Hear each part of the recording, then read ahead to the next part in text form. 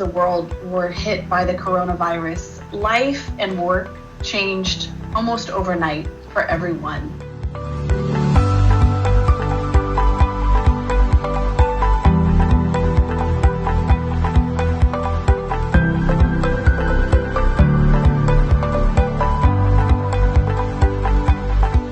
All of a sudden, we've gone from working in conference rooms to now we're working in living rooms. And when you do that, you have a high dependence on video meetings. So for example, we see this tremendous increase in the amount of video meetings that are happening. We know that we have about 200 million people each day participating in meetings, 200 million meeting participants, and that equates to 4.1 billion meeting minutes in a single day. And so those data points really show the tremendous move to remote work overnight, and that all of a sudden those conversations that were happening in hallways and conference rooms have now moved to video meetings. Work style innovation or workforce innovation, there's a slight difference between those two things. It's an encapsulation of the realization that innovation doesn't happen in big bangs and big waves, not for most people. It happens in small incremental improvements by everyone in the workforce.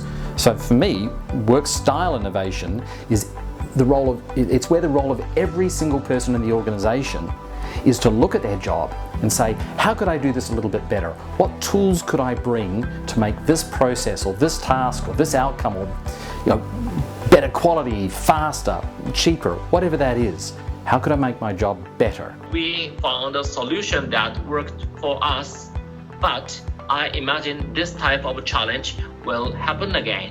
Whether in education or business, companies will need to continue exploring the pros and cons of working remotely.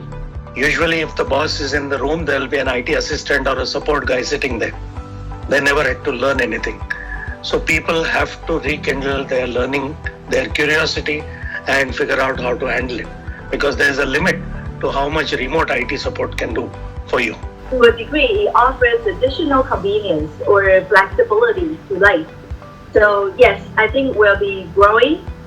In 10 years' time, if a very bold prediction, I would say maybe 60-40, even 55 to 45 in terms of working in the office versus remotely.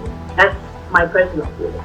Yeah. I think moving forward, more and more we will see people will be working from home or having a combination of both. For example, 2 weeks in the office or 1 week in the office, 1 week home. 1 week in the office, 1 week home. Even if we enable the staff to go back to the office, I think the right environment to make people feel safe and comfortable, it is very important.